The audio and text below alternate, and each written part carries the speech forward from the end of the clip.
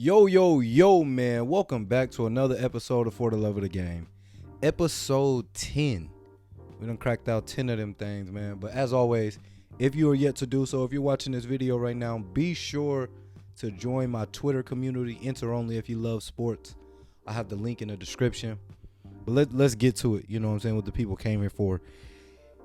Game 3 takeaways. Boston is now up 2-1 in the finals. The Boston Celtics defense is elite. The Celtics need their stars to be stars. It's great what you got game 1 from Al and the other role players, but you need JB and JT to be stars. And on the other end, the Warriors, Steph Curry needs help. And then the last thing is Draymond, where you at? You know, so those last two kind of go together. Steph needs help. Draymond, where you at? All that next.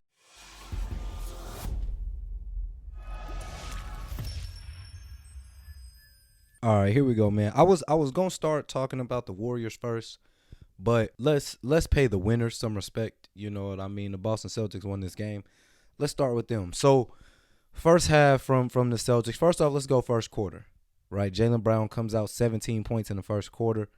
That's instant pressure on the Warriors. The Warriors are already on the road. The Warriors, in a way, tied up the series, so they feel like they have momentum. So coming out with 17 in the first quarter is great. They're already off to the ideal start that they wanted to be at, with JB coming out having 17 in that first quarter. They also played through Jaylen Brown a lot to start the game. I felt like there was a lot more of JB being a prime ball handler and a lot of Tatum and other guys in the corners. Usually that's Tatum at the top of the key. Jaylen Brown is, you know, the catch and shoot guy. Game 1, first half, they really flipped it. Let JB run the show. He finished the half with 22 points and 7 rebounds. So it worked out for him.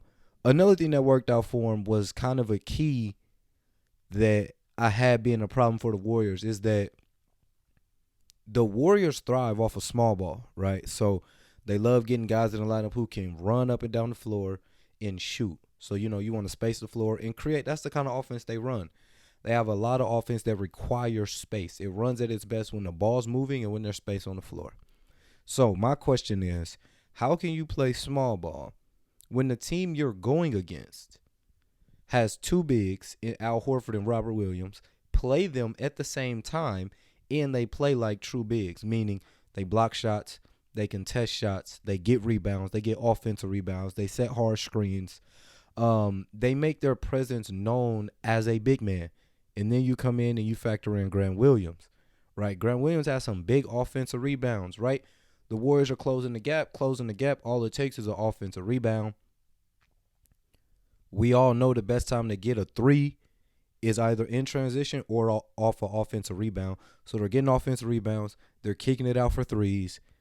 That's Grant Williams also. But then if you look at Tatum, you know, what I want to give Tatum credit for is that he hasn't played well this series.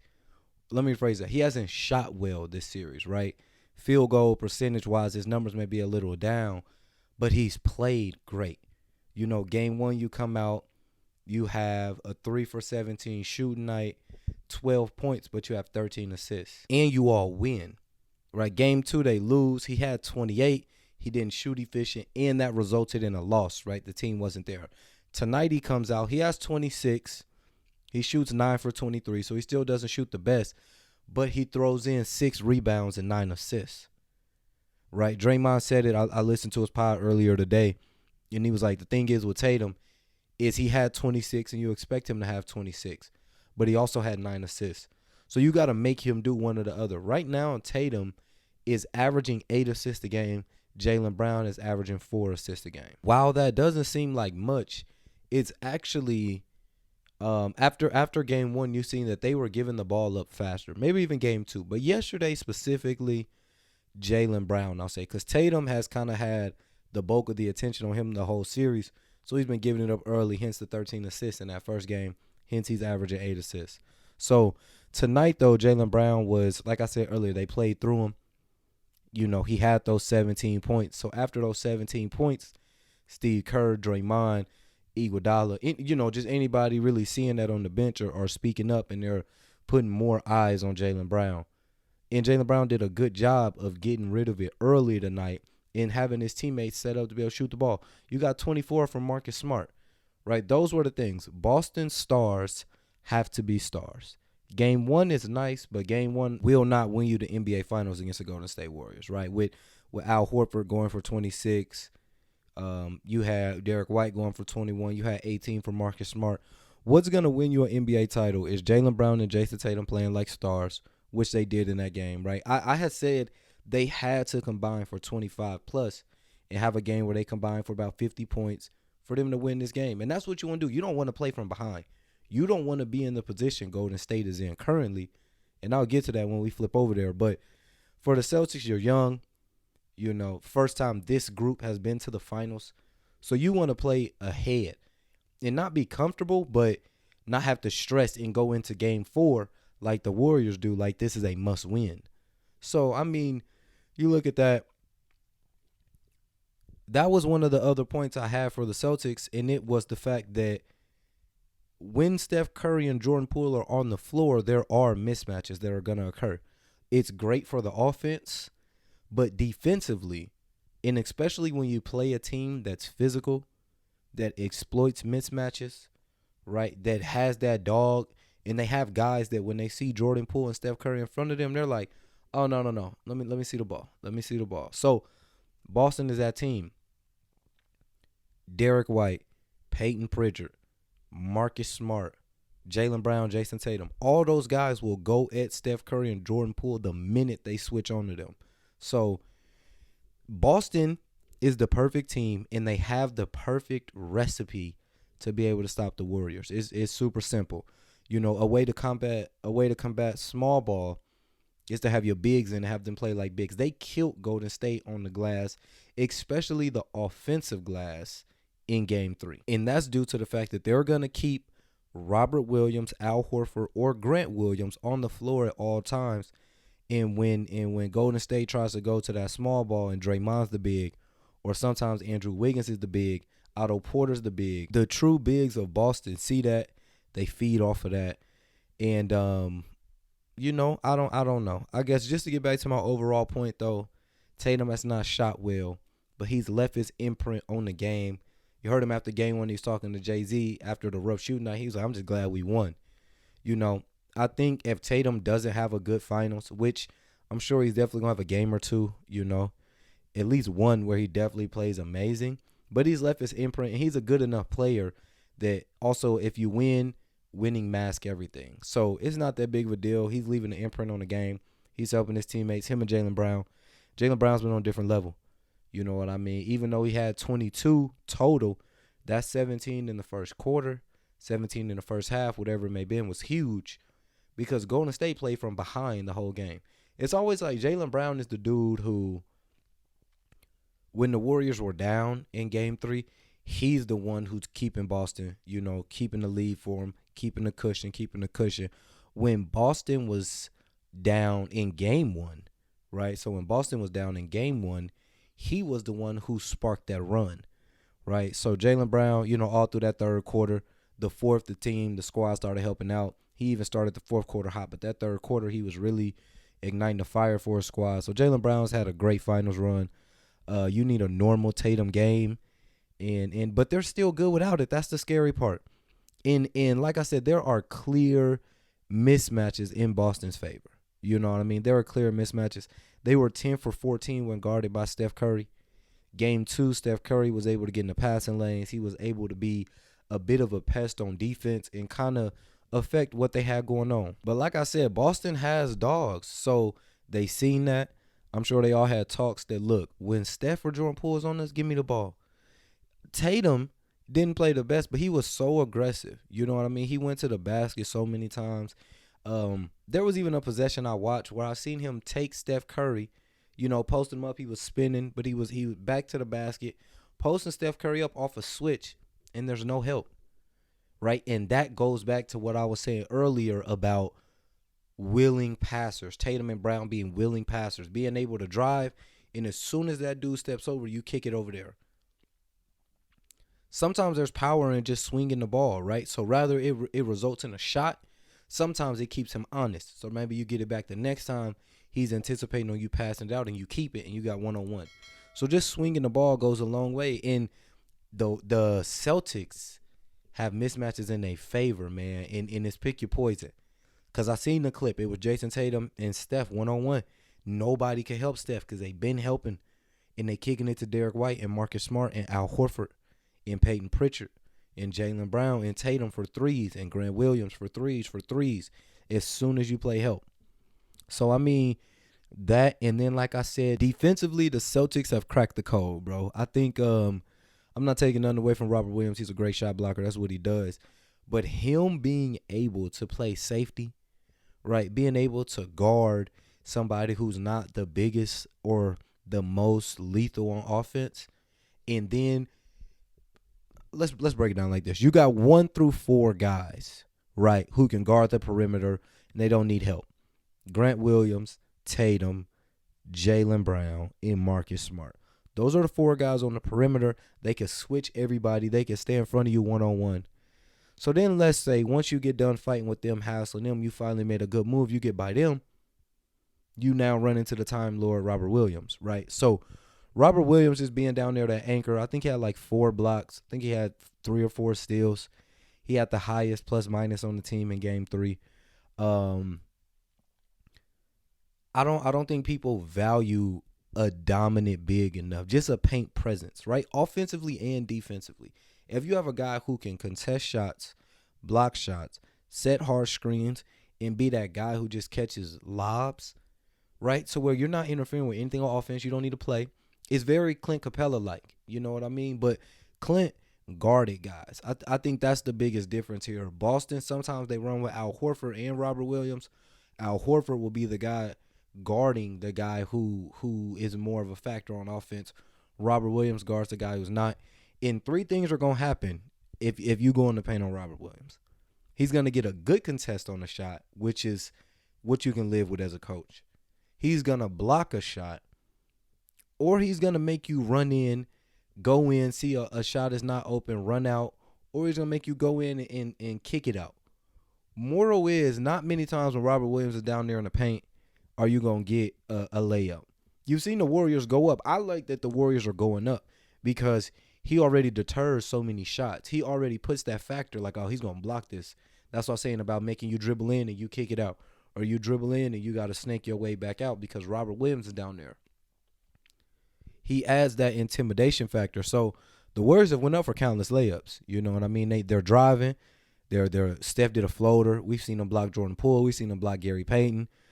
We've seen them block everybody because the minute you get by those defenders at the top of the key who are already harassing you for Boston, you then got to meet this dude who's going to block it either way. So Boston has cracked the code. They're physical.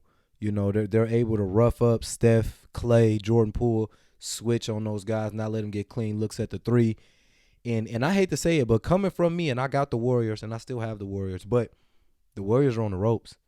You know what I mean? The Warriors are on the ropes. Right now, this is your second time being in a must-win situation. You're playing from behind. I heard Draymond and Klay resulting it back to like 2015 when they played the Cavs and they were down 2-1. But that Cavs team didn't have Kevin Love or Kyrie Irving, right? So it's totally different being down 2-1 to that team and being down 2-1 to this Boston Celtics teams who are rolling and they clicking on all cylinders defensively.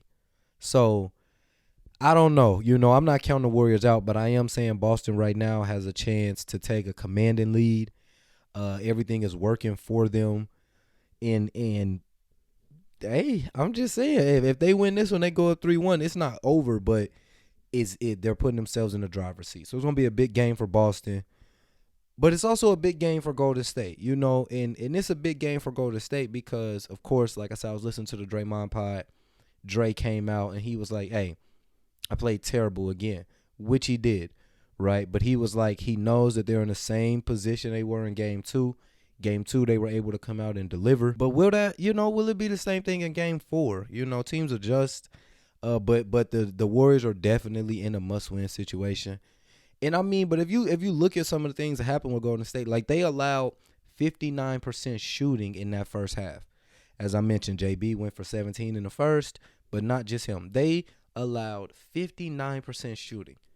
So just like I was praising Boston about running with their bigs and their bigs playing like bigs, and there's nothing you could do about it. The Warriors go small and they have no interior defense. Right? There was a clip, there was even a segment where it was a layup by Tatum. He was guarded by Klay, and Jordan Poole shifted over to be the rim protector. And they're like, first off, Tatum's already taller than both of them. Jordan Poole is not a rim protector. And they were like, see, the problem is that same exact look. Steph Curry beats Marcus Smart on the other end. He's not running into Peyton Pritchard down there, the equivalent to Jordan Poole. He's running into Robert Williams. So when you think about the Warriors here, you got to think about some names and some guys. Jonathan Kuminga might get some minutes, but you run the risk, putting him in. He's a rookie. Kevon Looney hasn't been as active, but Boston is running with a big. So if you're Golden State, do you combat that with running with a big, even though it doesn't give you that 5-out spacing? Because Jordan Poole, right, you're playing him a lot of minutes, but he's not giving you a lot, right? Jordan Poole is struggling, to say the least. All right, let's say that. So in Game 3, Jordan Poole had 10 points. He was 1 for 4 from 3. And in the series, he's averaging 10 points a game, 2 assists a game, 2 rebounds a game on 40% shooting. Draymond Green, where are you? I'm asking you that too. I'm not going to read your stats because I don't expect much from you in the stat sheet. But Game 4 specifically, 2 points, 3 rebounds, 4 assists.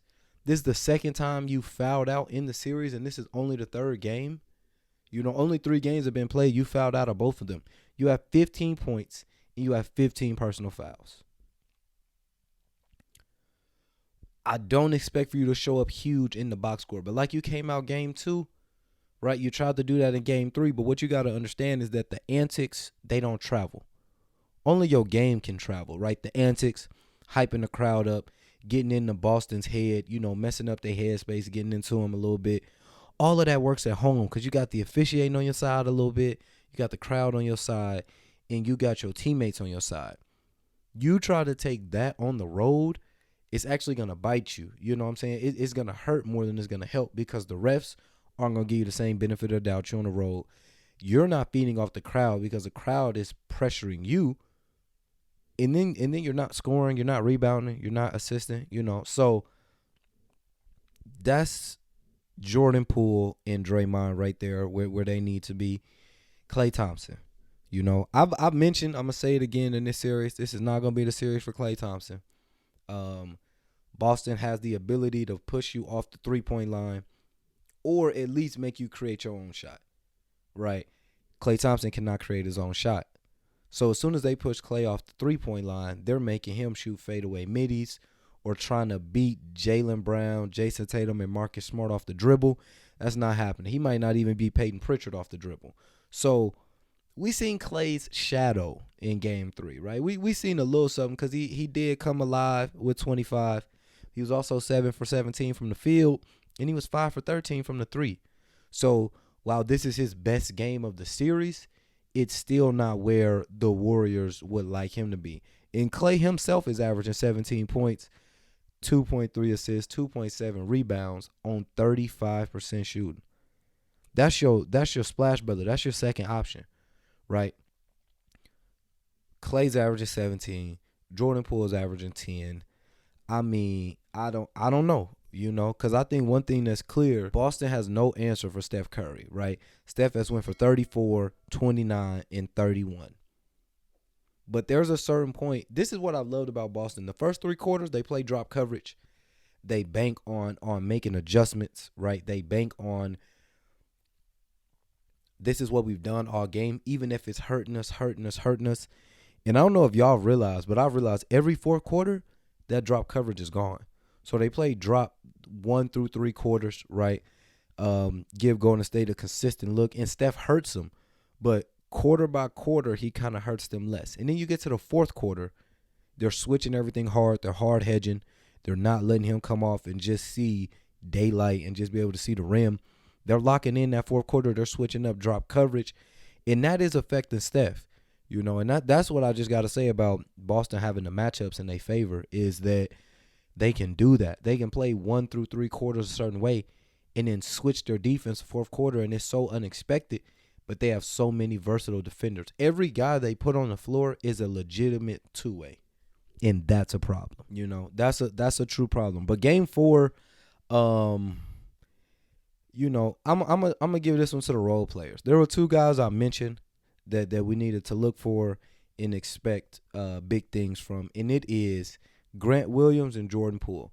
Those are guys who are role players, and they've been thrusted into a unexpected role, but they've done so much for you all year that now on the biggest stage in the NBA Finals, you're factoring in what you're going to get from Grant Williams and from Jordan Poole, right? So when you're on the scout sheet, you're looking like, okay, Steph give us 30. Klay can give us somewhere near 20. Wiggs can give us high teens. Jordan Poole. His name is in the mix. So what we're looking at a guy in Grant Williams who has hit shots for his team, who has rebounded, who has defended, not backing down from Draymond. That gives your team an extra boost. We can look at Grant Williams' impact in the game on the stat sheet and off the stat sheet. If you watch the 3 games of the finals, offensive rebounding, like I just said, battling with Dray, you can see and feel that impact. And you look at Jordan Poole outside of game 2 when he hit the crazy half-court shot. He also had 17 that game, but he played a lot of chump change minutes, right? Even back to the half-court shot. That was at the end of the third quarter to stretch the lead to 29. So that game was pretty much wrapped up, and he's padding stats from that. He hasn't had a great series. He hasn't had a good game yet. So when you look at that, Grant Williams is giving his team the edge in that X-factor role, and the Warriors already getting less from Klay than they would like, less from Draymond than they would like.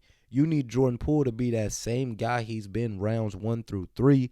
You need Wiggins to be that guy he just was against Dallas, because you're going to need all of that, because right now Steph is doing what he could do. He's carrying the load, but it's not enough. And one thing I would say about the Celtics that I've seen throughout these playoffs is that if you're not healthy or if you're not at your best, you're not going to beat this team. They're too good to have any excuses, right? So you look Boston or you look at Brooklyn. They sweep Brooklyn. That's just a case of them being better than Brooklyn. Defensive plan, coming out, stopping their main 2 guys and saying, yo, everybody else on your roster, I dare y'all to beat us. Okay, so they did that. Then they go second round, Giannis. Giannis doesn't have Chris Middleton, so that's what I'm saying. You're not healthy, right? Brooklyn wasn't at their best. That wasn't a good enough roster to beat Boston. You go to Milwaukee. They weren't healthy enough to beat Boston. Then you go to Miami. Maybe a little bit of both there. Jimmy missed the rest of a game. Kyle Lowry missed games. I mean, Boston had injuries too, but they weren't healthy enough to beat Boston. You know what I mean? You got to be clicking on all cylinders when you're playing Boston, because they're going to put pressure on you offensively and defensively. And now we get to the Warriors. And like I said, this doesn't have anything to do with injuries, but you need to be playing at your best. Draymond, Klay Thompson, and Jordan Poole have not played their best basketball yet. Result being why the Warriors are down 2-1 in the series. I mean, if you go person for person, right, we align everything. You go Jason Tatum, Steph Curry, I'll give the advantage to Steph Curry. You go Jaylen Brown, Klay Thompson, I'm giving the advantage to Jaylen Brown. You go Marcus Smart, Draymond Green, I'm giving the advantage to Marcus Smart. You go Jordan Poole and Grant Williams, I'm giving the advantage to Grant Williams. You go Al Horford and Kevon Looney, I'm giving the advantage to Al Horford. So everyone aside of Steph Curry, right, are losing their individual matchups, and that's exactly why they're down 2-1 in the series. But game 4, championship DNA, I got Golden State, right? One, I said I think Steph is a superstar. Well, not that I think he's a superstar. He is a superstar. I just mean that he's one of those dudes who can carry a team to a championship. And we haven't seen it. He hasn't necessarily had to do it, but he's in a position where right now Steph Curry has to carry his team to a championship, being down 2-1 in this series currently. I think he's one of those guys to do it, etch his name in history. So before I go and say they're going to win the whole thing, which I do have them winning in 7, they got to get past game 4 first. So I think they'll come out and get game 4. And I tell you what, if Boston can do what they've done and keep it a physical, gritty game and stay in the game no matter if Steph is hot or if the Celtics are shooting bad, they're going to have a chance. And their defense is going to keep them in every game. So I expect it to be a close one, but just like I thought in game 3, I expect the experience, right, the vets, They understand how important this game is. I expect them to come in locked in, better game from everybody, and give me Warriors tomorrow night. So hey, that's it for episode 10, man. As always, be sure to leave a like, subscribe to the channel, leave a comment about who's gonna win the finals and how many games, and then be sure to also, like I said, join the community on Twitter. Enter only if you love sports. Link will be in the description. I'll see y'all Monday. Peace.